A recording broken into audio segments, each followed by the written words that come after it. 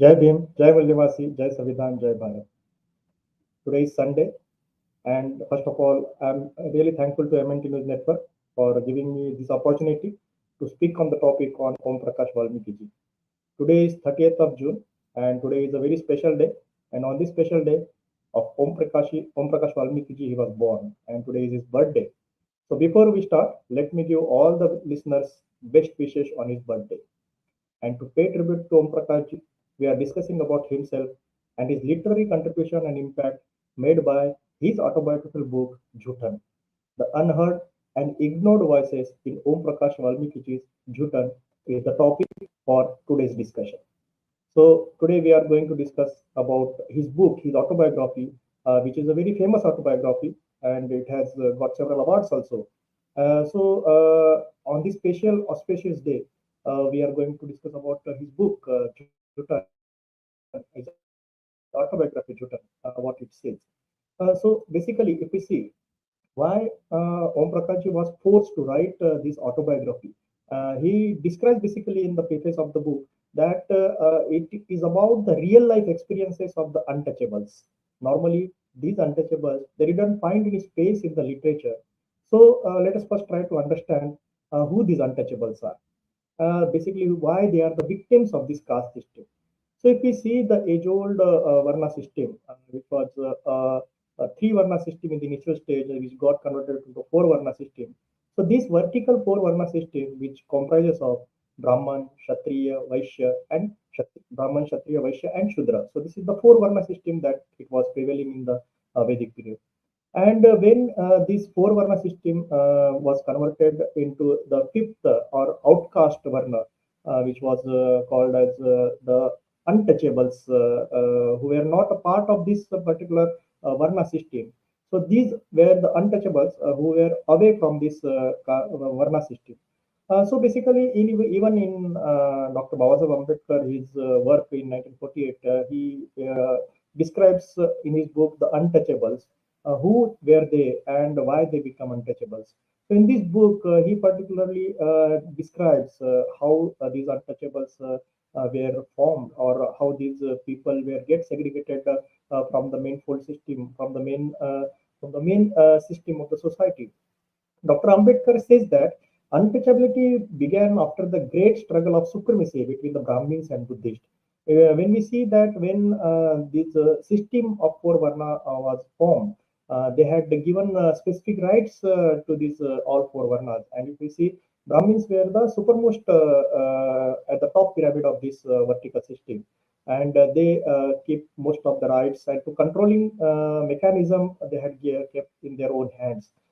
So basically, while forming the rules and regulations for all others than Brahmins, they had their basic aim was to divide the society, to divide the people into various by giving them various names and fix them rules and regulations. Whereas if we see the Buddha period, when the Buddha tried to spread the ideology of equality, liberty, fraternity, and justice to each and everyone, so that every person should see the other person as a human.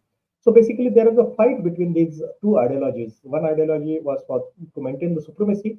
The other ideology was to create a fraternity, create a brotherhoodness among all. So basically, according to Dr. Ambedkar, Brahmins began practicing untouchability against beef eaters after the Brahmins stopped sacrificing cows and eating beef in order to win an ideological battle against the Buddhists.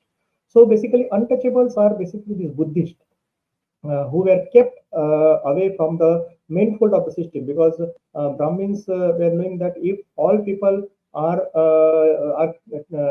seeing other peoples as a human or their brothers, then the system of division will not work, and they cannot remain as a the supreme authority or the maintaining authority or the governing authority. So basically, they tried to segregate these Buddhist people into a different fold, into a different category, and they called themselves as they called them as untouchables.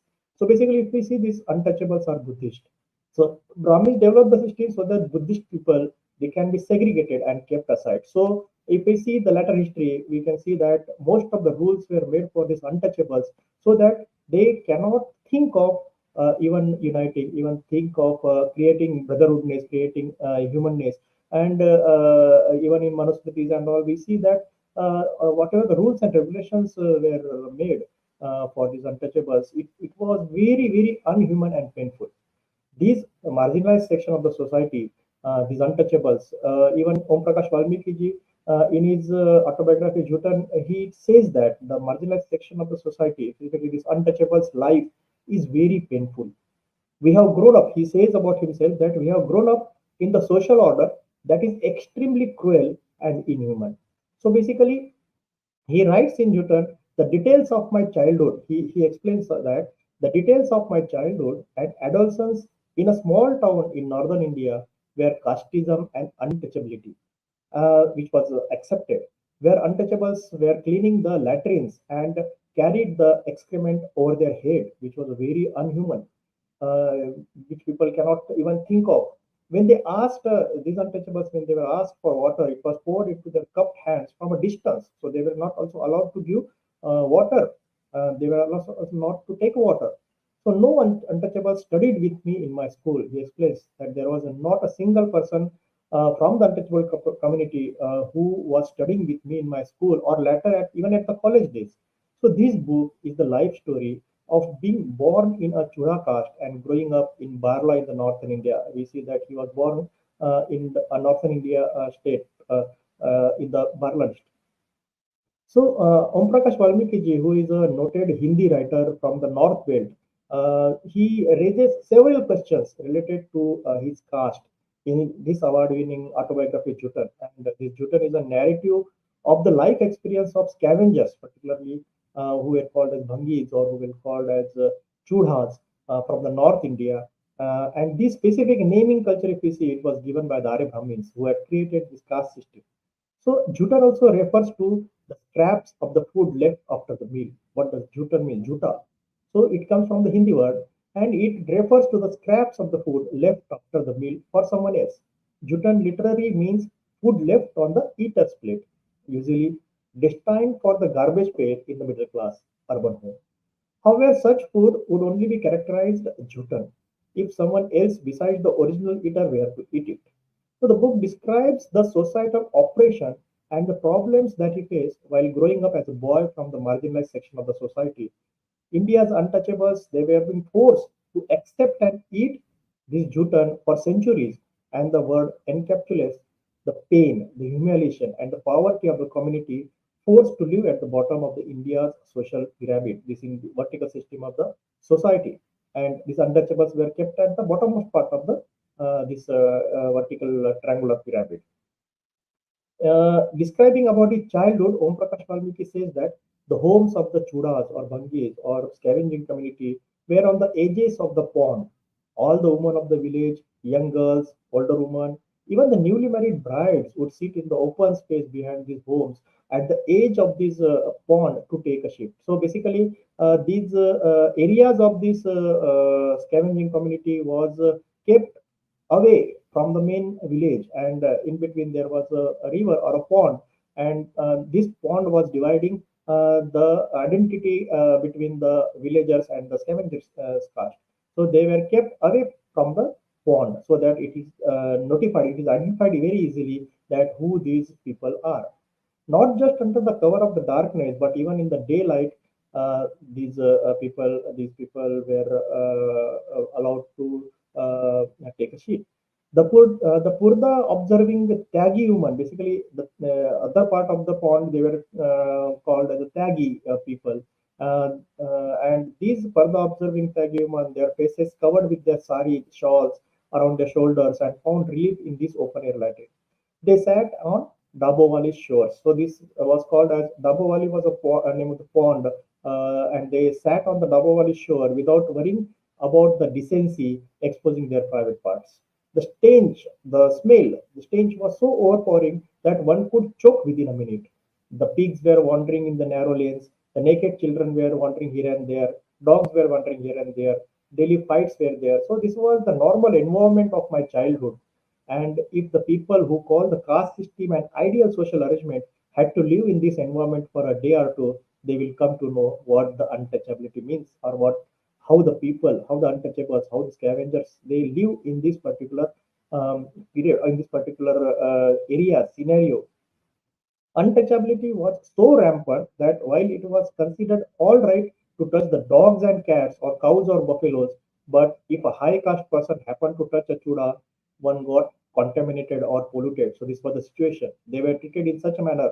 They were treated not means basically dogs and cats were treated better than these untouchables. So they were worse than the animals. That was what the ideology it was spread in the society. They were seen that the chudhas or the bhangis are not a human. They were simply things for use. Their utility lasted until the work was done. So use them and throw them. This was the strategy that was applied by these Tyagi people towards this untouchable caste. So if we see his early years, basically Omprakash Walmiki's early years were marked by social, psychological, and financial challenges.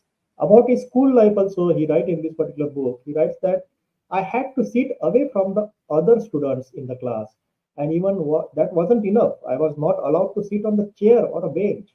I had to sit on a bare floor. I was not allowed even to sit on the mat.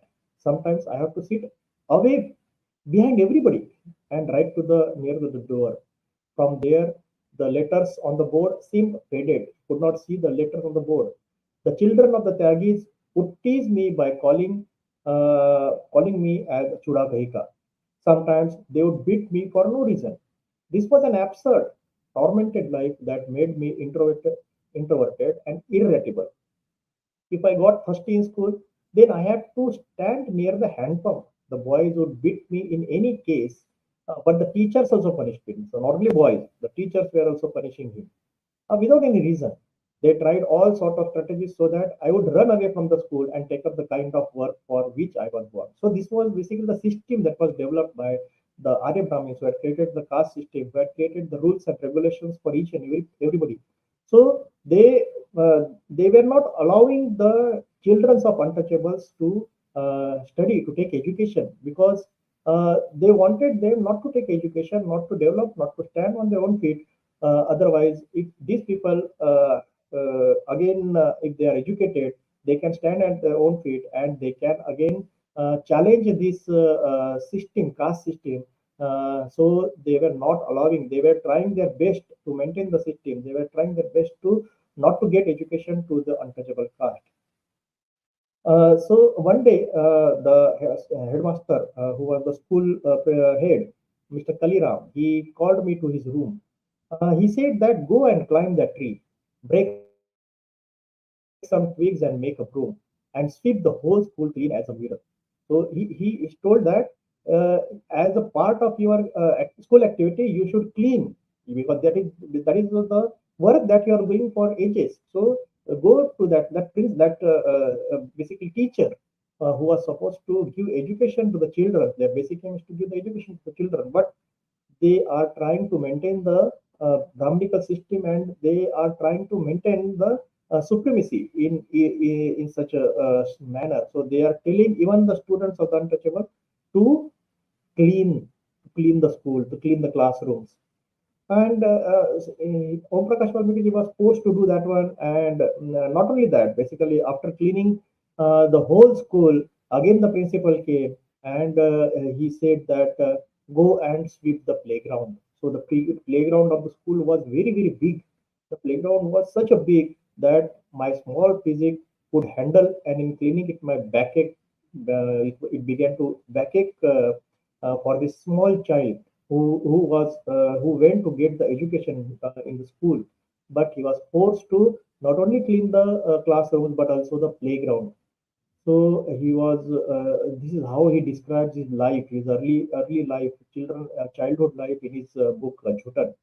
He was not allowed to drink water when he felt thirsty. He got beaten up by the fellow students without any reason. So this was a routine life. He had to listen on. He had to sit on the floor of the classroom. He was made to sweep the huge playground. So why all these things were happening with Om Prakash ji? The only reason he was an untouchable. He was a chuda. He was a bhangi. That was the terminology that was given to these people. The chudas worked for tagas or tyagis. Tyagis basically is the community. So the Chudavar, the untouchables, their only duty is to work for Tyagis or the Tagas and upper class people who ill-treated the Chudas in a number of ways. And these Tyagi people were treating these untouchables in any number of ways. There was no reasons. They used it and throw them as per their need. So this is how he explains about his school days. And after passing the board examination, Omprakash Walmiki went to study further. He took science as an optional subject, but even at this stage, his low birth became the butt of ridicule. He talks about a teacher named Omdatta Tyagi. He was a caste-minded teacher who insulted students based on their caste. So even in the board, he was insulted. He also mentions the name of so-called progressive-minded mathematics teachers. He had a postgraduate degree, but was scared that he could lose his caste if he drank water from the Chuda's hand. Thus, the writer makes it, Om Prakash makes it very clear that education had not altered the degenerated mindset of the people. Basically, when a person takes education, his mind should brainstorm, his mind should think, his mind should come up for the progressiveness. But here, they were so much engaged in the system, in the caste system, the ideology, and that was perpetuated by the caste oriented people. So they were simply following that caste system, and they were simply following the rules and regulation laid in the caste system and in the Manusmriti. So here we say that not only in the childhood, but even in his young would also, he was facing so many challenges. Although, if we see this, he is describing the story right from 1950. So, if we see in 1947, India became independent, and in 1949, the law of untouchability, abolition of untouchability, it got passed away. So it got implemented. But if we see even today, the untouchability prevails in India. This marginalized section is being unrelentingly relenting to face prejudice, economic deficiency, aggression, and mockery. Even after attaining independence, the marginalized section is struggling to get education. They are not getting education even today. And when after the implementation of the constitution, to some extent, there the awareness of the people that force the governing body or the political system to bring education, give education to the underprivileged sections. So now when these people from the untouchables, from the marginalized section, they are taking education, different strategies are now framed up to keep away from the main fold of the education. These people from main fold of the education, and even if see day by day, these people who were kept away from the education, they were so brilliant that they were securing the highest percentage and were ranking in the merits of the educational systems. So now, if we see now recent period, the papers are getting leaked and the papers are sold in lakhs of rupees. So even today, when there is when these people are standing on their own feet for the education, they are getting their rights. They are shining brilliantly in their educational field.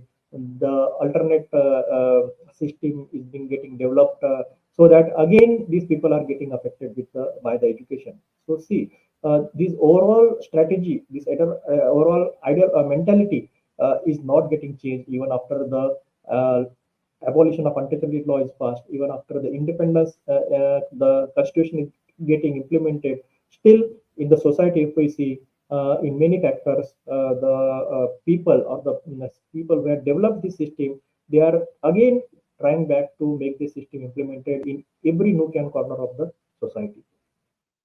So, JOOTHAN is a book about caste discrimination, a book about the Brahminical atrocities and humiliations that brings to its own. This is the book about identity crisis. JOOTHAN highlights that untouchability was practiced by teachers, educated like-minded upper caste people, and their relatives belonging to the same community. Through JOOTHAN, he reveals that the instances of enmity caused by caste organization remain etched throughout his life. Om Prakash through his endeavor, portrayed the importance of literature in providing a platform for dissemination of knowledge about the marginalized life and their experiences. So his works stands out remarkably for its realistically sensible description about the caste supremacy, how the caste maintains, but still struggles to be included in the mainstream literature in the nation. So he is writing basically because they are ignored even in the literature. even in the literature what are you developed. So he tries to develop an alternate literature which gives the real experiences of the life. Along with his non-linear style of script, his work is a compilation of memories, including detailed accounts of racial aggression during his school and adult life. In this book, readers are drawn into the world where cruelty and deprivation seems to be the only reality, and they become aware of complexities of caste oppression. He talks of growing up in the community called Chuda, an untouchable caste, long before the word marginalized was coined in the village in the North India. So why does caste superiority and caste pride attack only the weak? Why these weak people? Why these untouchables? He questions himself. Why does caste this all caste superiority and caste pride are targeting the untouchables only?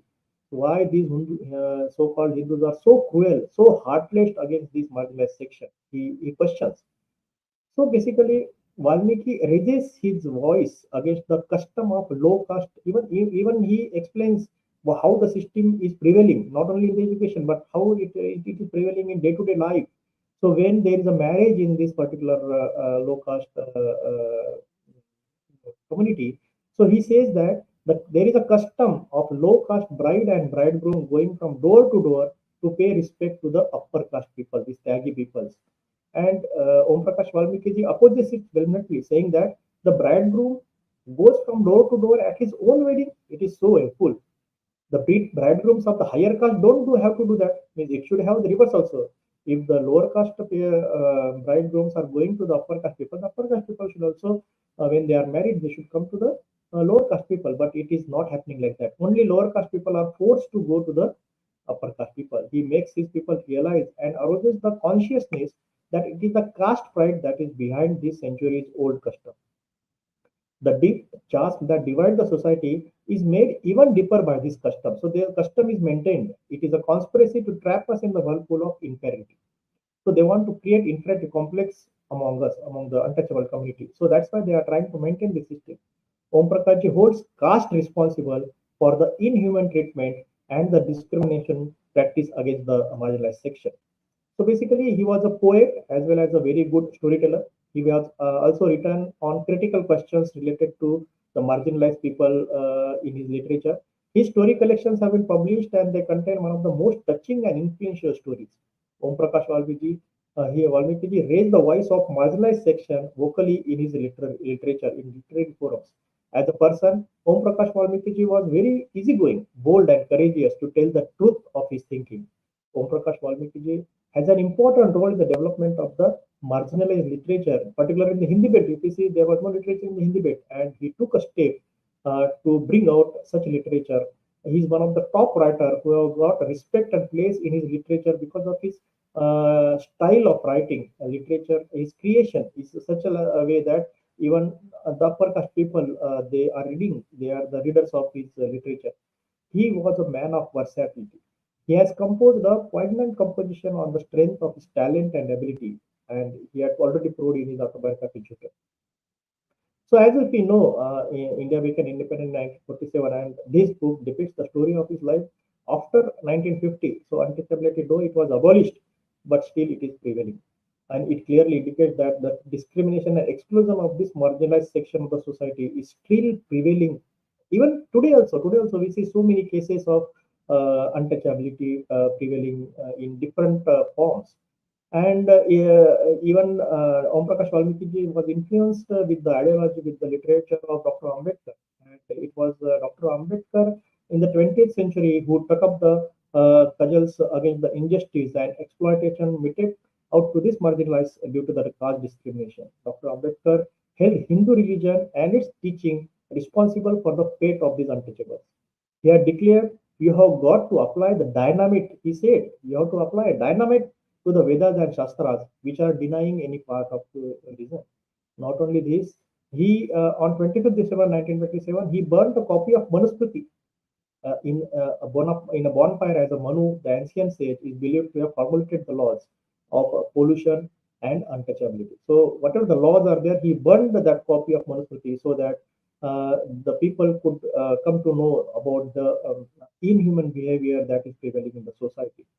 In his literature, Omprakash ji had tried to raise the voice of voiceless people. What is happening today? He tried to depict through his words, either in the form of a book or a poem. Today also, due to prevailing caste system in India, few people have no right to ask for their wages. Jutan also indicates the unheard, ignored voices of the Chura community under Tyagi's dominance. He makes a vehement protest against the social and cultural hegemony of the upper caste Hindus based on the exploitation and oppression. Forced into slavery, deprived of their rights, the pages of their history were torn to shreds. They had to send their newly wed woman on the first night of the landlord's mansion. Why? Their women were told to become devdasis and turned into prostitutes. Even their fair faces were darkened. What would you do if you had to endure such a life for all time, like he did? He perished in his book. Newton created awareness and brought the issue of caste into limelight on the real segregation and subjugation. Through Newton, he reveals that the instances of enmity caused by caste organization remain etched throughout the life. The author recounts his life from his difficult childhood until the illness that led to his death with cancer. Later, Valmiki became actively involved in social work with the main aim of providing self-dignity to the untouchables. Thus, he became a member of the Untouchable Panthers and, together with many leaders, started the battle for the untouchable selfhood that Dr. Ambedkar has asserted. The rest of the biography is about the trials and tribulations the writer had to face while fighting for the rights of the untouchables. Om Prakash ji concludes his autobiography by pointing out the fact that caste still remains an indispensable part for their lives. It is a matter of privilege for the upper classes, while it is a stigma attached to the untouchables and the other lower caste people. It involves a lot of courage and strength to shake off the age-old fetters imposed on these innocent beings. In his own words, Om Prakash ji talks about the demoralizing caste system. So Zutan is significant in the sense that it is a reminder for the government to act efficiently to uplift the suppressed untouchable community. The provisions and the measures provided by the government seems to be inadequate. The atrocities and exploitation experienced by the untouchable community were unsolved even in the era of liberalization and globalization. In Jutan, Untouchable's life, Valmiki questions that the relevance of the caste system and exposes it as a sword pointing toward the untouchables. By giving the title Jutan, A Untouchable's Life or a Dalit's Life for his autobiography, Valmiki proclaims his intention to represent the life of the untouchables through his life story.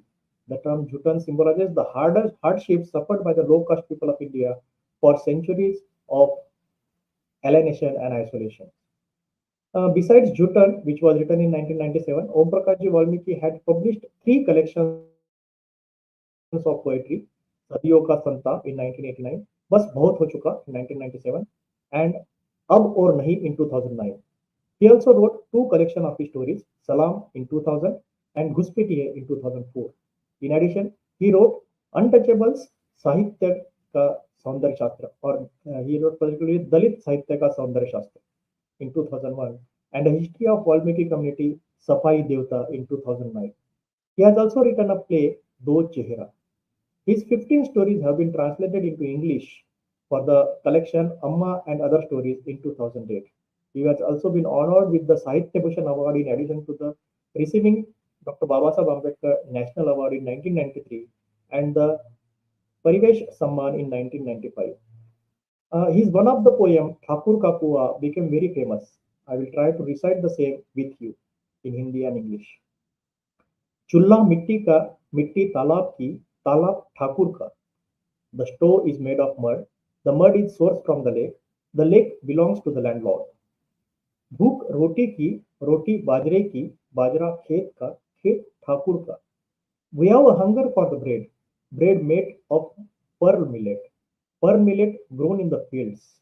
The field belongs to the landlord.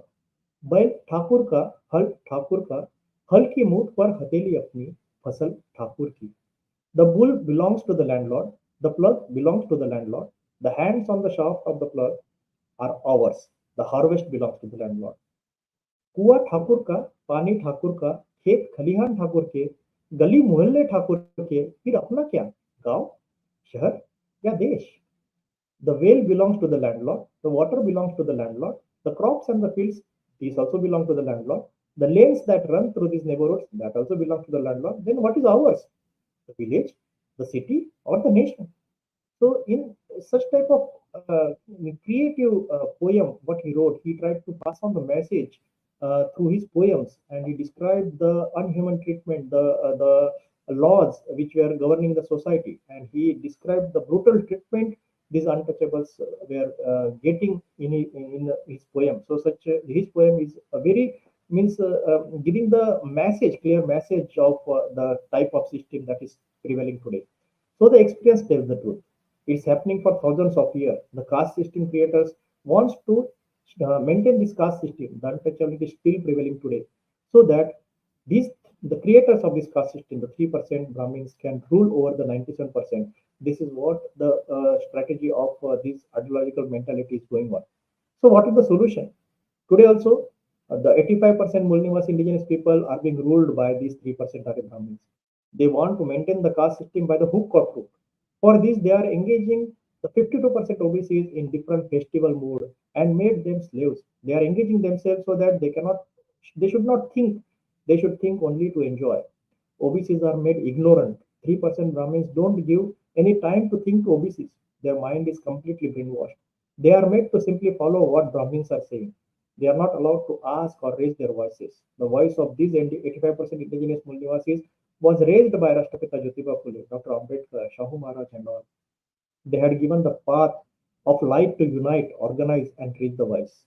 So the concluding message will be, let us all realize this truth and come together to create a society based on equality, liberty, fraternity, and justice. So this is what the message that is carried forward, that is given today through the overall the what is written in this particular book. So if we see this particular book, which is given this particular book, and whatever the voices or whatever Omprakash Walmiki tried to explain, we can see the reality in the form of literature, what is prevailing, how the caste system is prevailing, how the overall system is prevailing. So this is still going on, and it is the time to realize what is happening and what can be the solutions. So these problems are not pinpointed at any villages or small part of the country. This system of dividing the society is prevailing throughout the nation. So a nationwide organization, a nationwide movement is required to get justice to each and everyone. This is not only particularly the mindset or the situations only untouchables are going through it, but all the people, because it is a creation of system. So the system is prevailing, of the system of division is prevailing. So the only solution to get rights, to stand for your own, is to unite together and stand for a nationwide organization who can hear a voice, where your voice can be heard, and your problems can get resolved. So thanks a lot for listening today on this particular topic. I'm really thankful to you. Jai Bhim, Jai Mulnivasi, Jai Sabidhan, Jai Bharat.